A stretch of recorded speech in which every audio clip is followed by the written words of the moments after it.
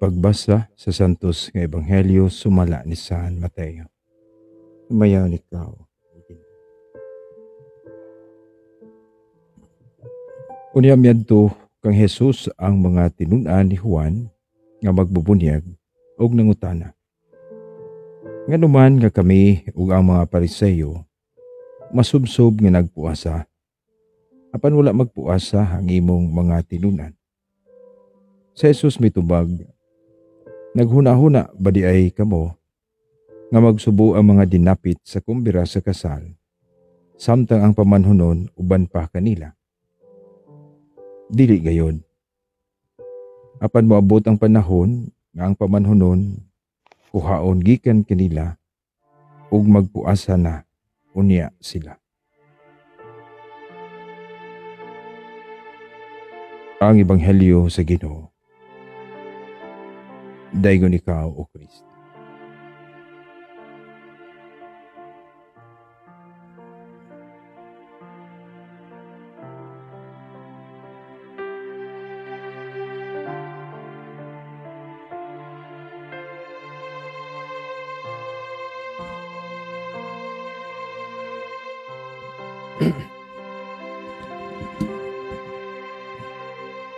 Mga igsoon, maayong gabi kaniyong tanan. O kumusta ang inyong adlaw? Sa makausapan, nasab kita sa atong pagpamalandong sa Ebanghelyo. Inyong kauban, Father Greg Mendez. Alang nining atong pamalandong sa Ebanghelyo ug mga adlaw nga atong gikutlo gikan sa Ebanghelyo ni San Mateo, Kapitulo 9, versikulo 14 ngadto sa 15. Anining maong Ebanghelyo, mga igsoon, ang atong Ginoo giduol sa mga Pariseo uban sa pagpangutana nganuman nga ang mga Pariseo nga mga tinun-an ni Juan nagpuasa samtang ang iya wala. Mao tubag sa atong Ginoo, magpuasa ba di ay ang mga dinapit sa kumbira sa kasal kung ang pamanhunon, the bridegroom, naa pa kauban nila? Dili gayod, matud pa. Nining maong Ebanghelyo, mga igsoon, gitudloan kita sa Ginoo sa unsa bang gyud ay buti pasabot sa gitawag natog pagpuasa. Tingali sa mga Hudiyo, usa kini ka importante nilang practice kauban sa ilang mga buluhaton isip pagtuman sa ilang tinuohan.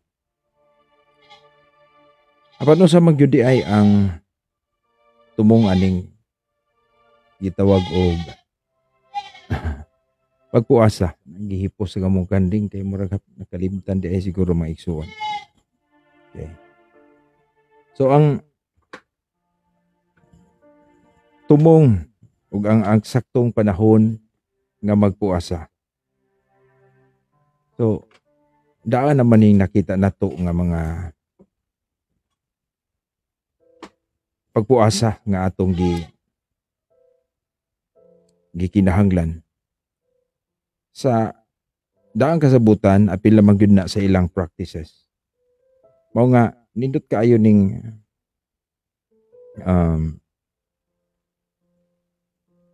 pagpasa og mga adlaw, no? Gikan sa basahon ni Propeta Isaias. Okay. Unya, mao ni giingon nila, ang Ginoo miingon kanila. Gisaway man nila si Ginoo. Nganong magpuasa man kami kung dili ka makakita. Murag ang mga tao nagkuan si Ginoo ba, gigistorya. Nganong magpaubos man kami kung dili ka magpakabana. Murag may feeling sa mga tao. Pero ang tubag si Ginoo, mingon siya, ang tinuod mao nga samtang nagpuasa kamo, nangita kamo sa inyong kalipay.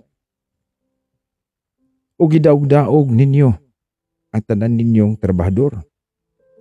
Magpuasa kamo apan mangaway ug mangulata gihapon kamo. Ang pagpuasa nga sama sa inyo ha, dili magatabang aron dunggon ang inyong pagampo. Mao ba kining matanga sa pagpuasa ang makapalipay kanako? Mao ba kini ang tinuod nga pagpaubos? Igo na ba ang pagduko sa inyong ulo? Ingon sa bugang? Ug sa pagbanig? Ug sako ug abo? Mao ba kini ang gitawag ninyo pagpuasa nga kahimud-an sa Ginoo? Ang pagpuasa nga akong gikinahanglan mao ang pagbugto sa mga gapos sa sala ug pagtangtang sa higot sa yugo. Ingon man ang paghatag o gagawasan sa mga dinaog-daog ug pagbali sa tanang yugo. So, naghisgot ka, nindot gihisgutan na daan sa basaw ni Propeta Isaias.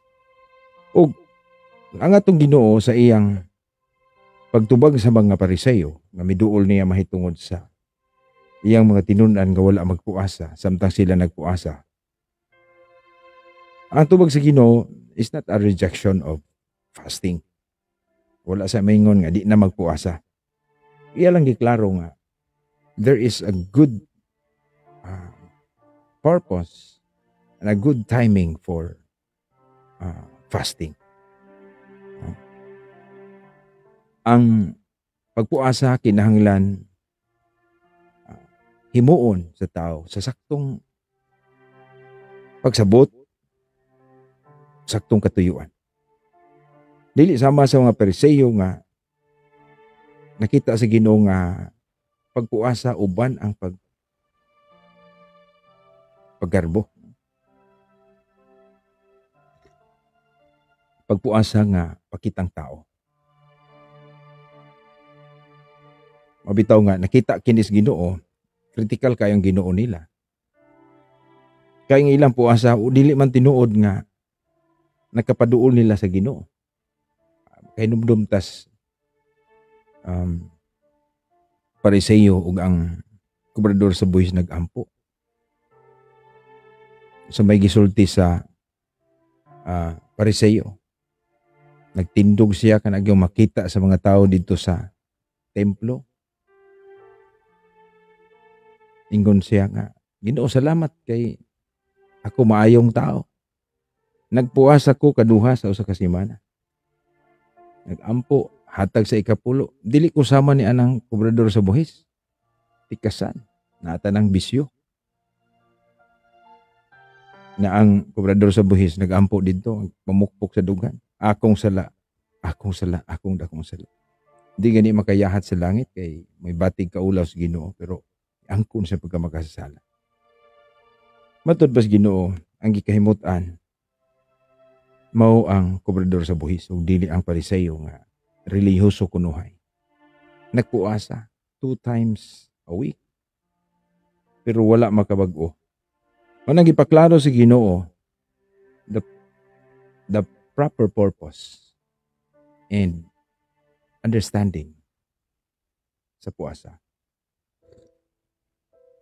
Nga ang pagpuasa di ay mga igsuon. Moabot ang panahon nga kining pagpuasa ang punto niini is pagpangandoy sa Ginoo sa atong kinabuhi. Unya repentance, pagbasol, paghinulsol, which results renewal, conversion. Manang giingon ni Propeta Isaias, ingon ang Ginoo, nagpuasa mo pero nangulata gihapon kamo.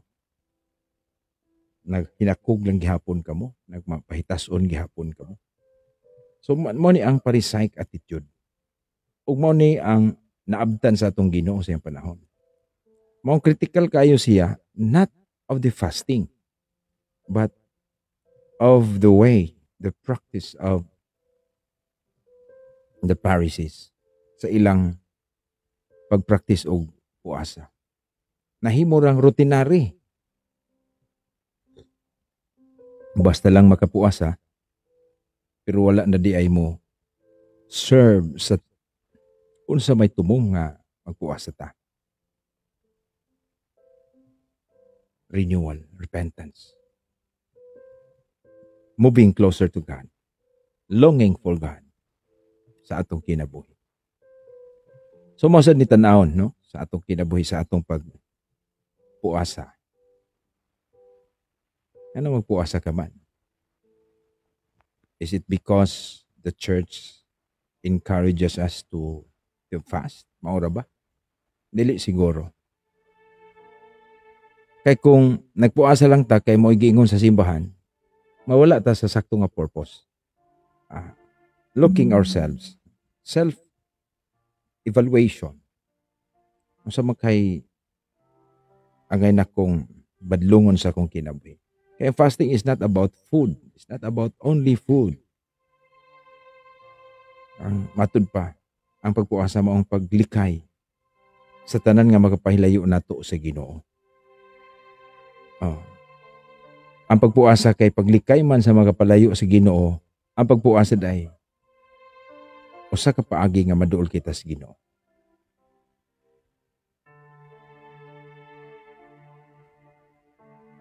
Ikaduha nga makita natong punto ani nga ang pagpuasa makaigsuonan. Isigutan man si Ginoo, there will be time nga magpuasa na. Kuhaon ang bridegroom ang ang pamanhunon o magpuasa na sila. O kini mao kini ang gipasabot sa Ginoo sa iyang panahon sa iyang kasakitan, lansang siya sa krus ug ang iyang kamatayon. This is a moment of sacrifice. Diha na ang kagulanan sa sala. So fasting is our union with Christ, suffering and death. So mo ni ang laing kahulugan di ay sa pagpuasa. Atong gibati, atong bation ang kasakit sa atong lawas, sa atong mga sakripisyo ta sa atong kaugalingon. Usa ka simple nga pag-appeal sa kasakitan sa Ginoo. Ingon nga si Kristo nagpuasa 40 ka adlaw, 40 ka gabi. Mao nang naghimot tag Kwaresma pero wala man ta mo sunod, wala man ta mo ingon nga puasa gyud ta 40 ka adlaw, 40 ka gabi. Dili dautan ang pagpuasa sa mga Pariseo. Twice a week. Di man dautan. Dili dautan magpuasa ka. Ang dautan lang mao nga ang ilang puasa nahimo lang simple obligation, duty, and practice. Pero wala na di sila makapalaw nga the real meaning of fasting is to be with the Lord in His sacrifice, in His suffering, and even death. Kinisang giila ang itong Ginoo nga pamanhunon, bridegroom. Usa ni ka kining term nga bridegroom gigamit ni sa daang kasabutan alang kang Yahweh ang Ginoo nga maoy bana sa katawhan sa Israel. So in the first place, when Jesus take himself as bridegroom, giangko niyang ako bridegroom, giangko niya nga Dios siya. Giangko niya nga Dios siya. Ug dunay uban gustong mosabot, tinuod bang Dios si Kristo? Kini pag-angko niya nga bridegroom, si Yahweh ra ni ang natong nailhan ang Dios Amahan. Pero giangko ni Kristo, meaning He's also God. Manang sa atong pagtuo, si Kristo ang ikaduhang persona sa Santissima Trinidad. Doon naman hindi mo tuo nga si Kristo Dios. Pero how? Why Jesus called himself bridegroom? ng kining bridegroom sa mga mata sa mga Hudiyo, ang Diyos ra ni. Mga nahimo bitaw siyang kaaway. Tungod kay may claim siya nga, I am the bridegroom. Kuhaon ang pamanhunon. So, ato sa ning tan-awon. Di bitas miyang deskilid. Akong iring kauban po din ako sa broadcasting. So, ang pamanhunon mao si Kristo. Siya di ay Diyos di ay. Pero gigamit ni Kristo diha sa iyang panahon. Nga ang mga tinud-an niya, ang mga sumusunod niya, magsubo ba di ay ang mga dinapit kung naapa ang pamanhunon. So, kung may buti pasabot sa Ginoo,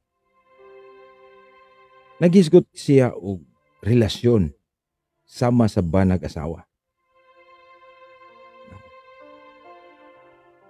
This means love. So kay puasa man ang gihisgutan, naghisgot siya siyang kaugalingon nga pamanhunon. Nga ug naa pa ang pamanhunon, maglipay ang mga dinapit. Maglipay diha sa kumbira sa kasal. Pero kung kuhaon na siya, this could mean sa iyang kamatayon, kuhaon siya. Sakiton siya, diha na fasting ang iyang asawa, ang iyang katauhan. So, when we say fasting, this should enter into our inner self, relasyon nga to sa Ginoo. So, kay gugma man kini, ang antong paghimo sa pagpuasa, pakigrelasyon sa Ginoo, it's not about duty, it's not about obligation, it's not about commandments. It is deeper than that. It is relationship. Tingali mao ni ang angay natong tan-awon pod sa atong panahon karon sa Kwaresma. Di mo himutag mga pagpuasa. Dili lang sa usang adlaw, we can make it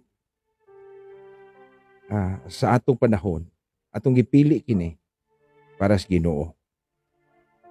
So, mahimutang magpuasa sa atong dautan ng mga kinaiya. No? Magpuasa ta sa atong pagpasakit, sa atong isikadaw, sa atong mga isulting dautan. Man atong ipuasa. Atong dili nato buhaton.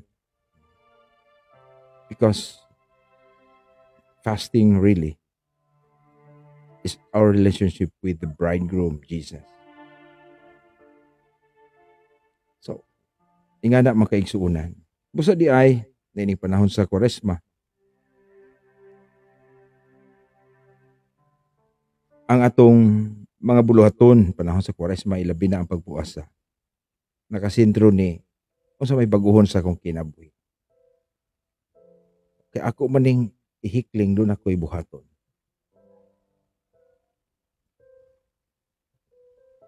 Nga unta, kinidiang pagpuasa, mahatod na to sa atong closer relationship with God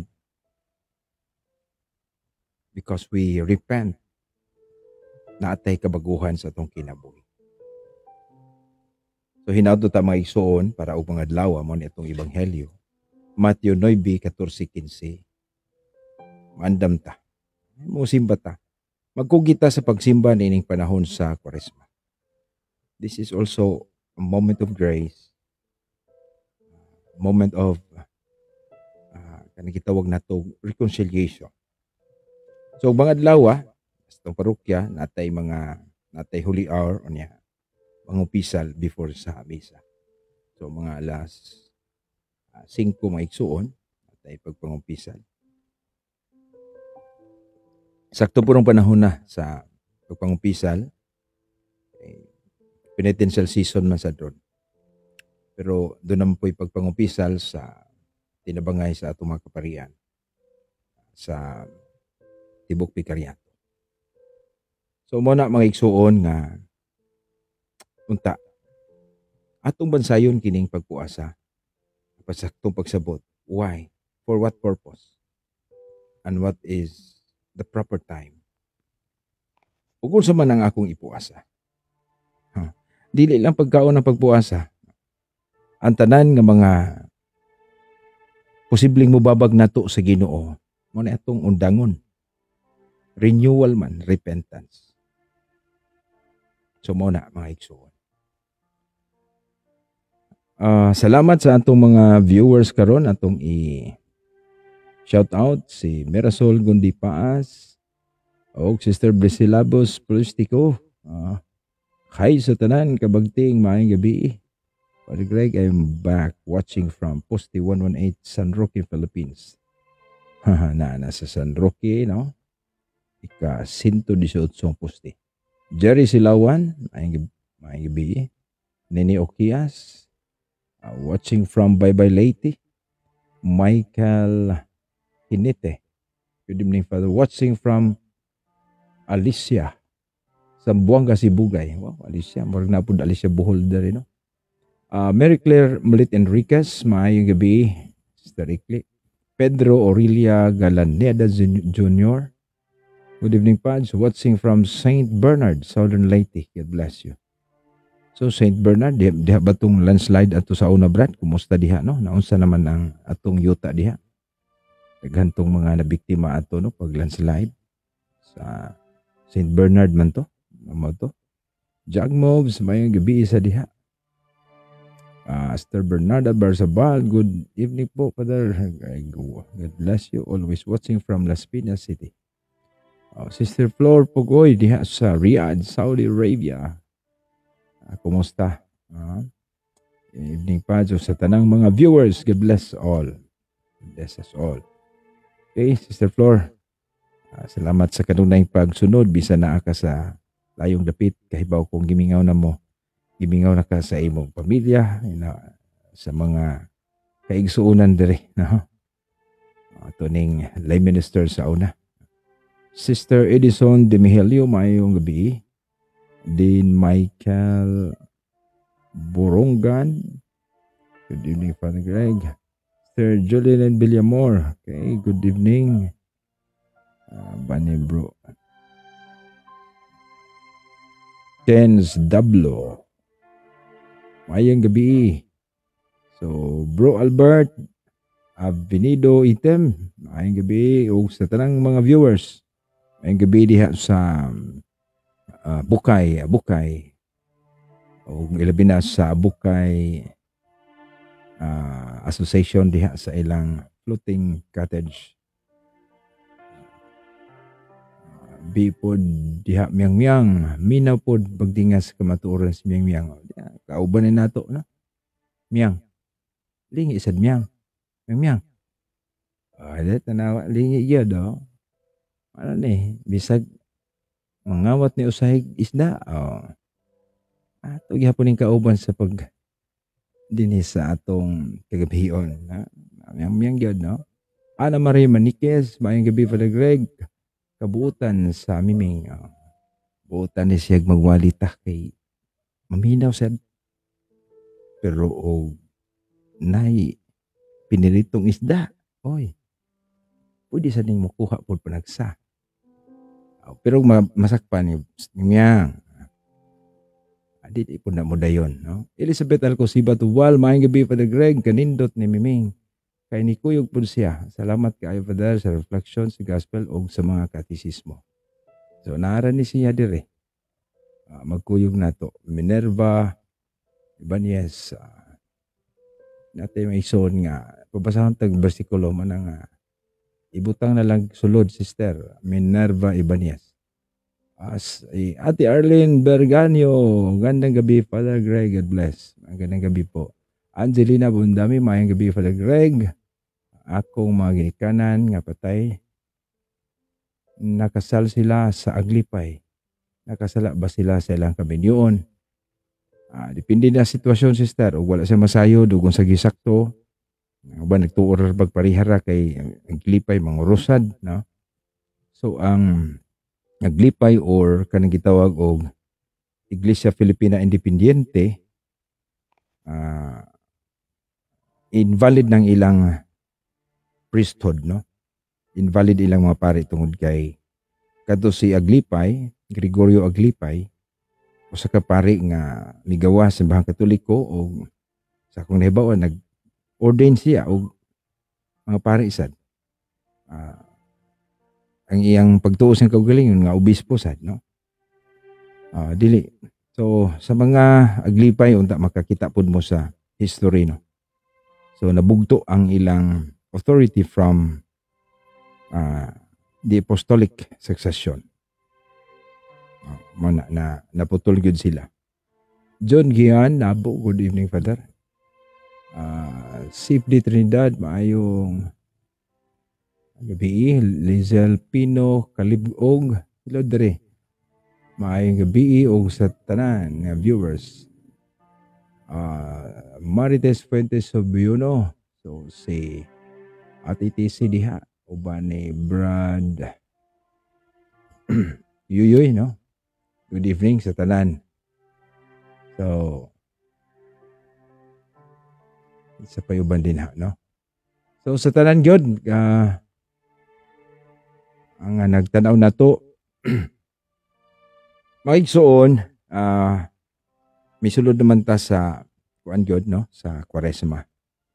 So mao pud ni atong bantayan atong unta relihiyoso pud ang mutuman nini atong buluhaton dili lang tungod kay kini balaod, no, dili lang kay balaod kini kundi dunay mas lawom pa dining imbitasyon. So fasting is an invitation to be with God. Kaya mo man gibuhat, no?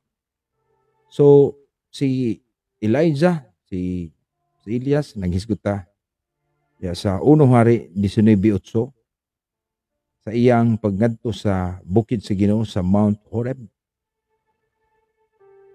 Mikaon siya, pero katong maong pagkaon mo to iyang for 40 days nga ni-travel siya ngadto sa Mount Horeb. Nagpuasa siya. Si Moises dito sa bukid sa Sinai, nagpuasa siya 40 days and 40 nights. So makita na to nga ang purpose gyud ay sa gitawag na to pagpuasa. Dili lang ni simple nga magpuasa ko kay mao ni balaod. Kay si Moises makigatubang sa Ginoo. Or saon niya makig-meet sa Ginoo. To meet God in Mount Sinai.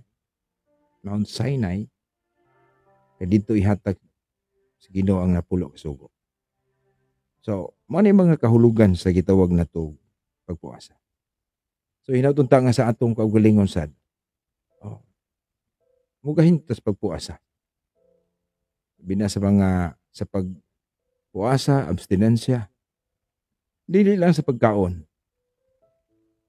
Kundi sa tanang butang nga angay natong kontrolon sa atong kinabuhi. So hinatunta maison nga nakadugang tag pagpalawom sa atong pagtuo, labi na sa atong pagtuong Katoliko. Mo na nga wala tay pagpugong sa atong kaugalingon, lisod ang pagdawat sa Dios ng kabubuton. So, salamat kaayo sa inyong tanaw, pagpaminaw maison, palihog, pwede mong mo like, mo share, aron daghan sad nga makadungog niining atong pagsibya. So yan po kanunay ang tibok simbahan uban sa atong Santo Papa nga igulang na unya dunay pay mga gipamati nga unta kaan sa kadasig kalig-on padayon sa pagdumala sa katawhan sa Dios. Sa hiyawi nga gihatag sa Ginoo kaniya isip magbalantay sa mga karnero atong amahan, pangulo, Santo Papa. Mamanay kahulugan sa paghatag og yawi, mahimo siyang amahan og pangulo sa balay. Ang balay nga mao ang haligi sukaran sa kamaturan nga mga santos nga simbahang gitukod sa Ginoo nga mao ang simbahang Katoliko.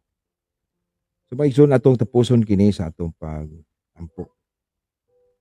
Ang itong amahan, nagpasalamat kami kanimo nining adlaw natapos unta namo kini sa mainampuon nga pagpasalamat.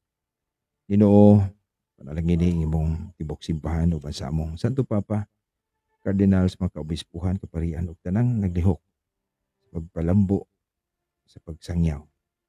Ginoo, proteksyon kami. Luyo sa among mga kahuyangan, sa among kasalanan, pasayloa kami. Liguna, tagay kami tinuod nga direksyon sa among kinabuhi. Likay kami sa mga tentasyon. Liguna kami batok sa mga pagsulay. Hinautunta nga dili kami mabalibad sa mga cross nga imong isangon, imong ipapasan kanamo. Ginoo, wala kami mahimo kung wala ikaw. Among iampo ang tagsa-tagsa namo ka pamilya. Naunta, magkinabuhi kami sa kahiusa, grasya ug gugma. Amo sabihan po ang among nasod, labi na sa among umabot nga piniliay, ang amo untang mga opisyal na magpapili, gamiton nun nila ang mataro nga paagi. Magpapili unta sila tungod og alang sa pag-alagad, paghigugmas katawhan o kanino. Amahan, amo pangayon usab ang imong proteksyon, panalangin samtang mamahulay kami, mga tulog kami karong gabi una. Among giampo ang among kaigsunan nga dunay mga problema ug suliran sa kinabuhi. Mga masakiton, problema sa panginabuhi, mga problema sa relasyon. Hinaot Ginoo maghari ka diha silang kasing-kasing. Himuha silang mapaubsanon aron mabati nila ang kahiusa pag sinabtanay kalinaw. Ipadala imong mga anghel, ang halimong balantay samtang mga tulog kami. Ginoo, among gipasalamatan kining tibok adlaw. Pasayloa kami sa among mga sala ug kakulangan. Hinautunta mahulipan ni namo kung tagaan pa nimo og laing adlaw ang among kinabuhi. Kini tanan amahan among gipangayo kanimo pinagi sa mga anak na si Kristo, nagpuyon gahariban kanimo sa Espiritu Santo. Ban sa pangalia sa mahal na Birhen Maria, sa mga anghel o mga santos sa langit. Amen. Ug ang Dios manalangin kaninyong tanan. Ang Amahan, ang Anak, ug ang Espiritu Santo. Amen. Good night.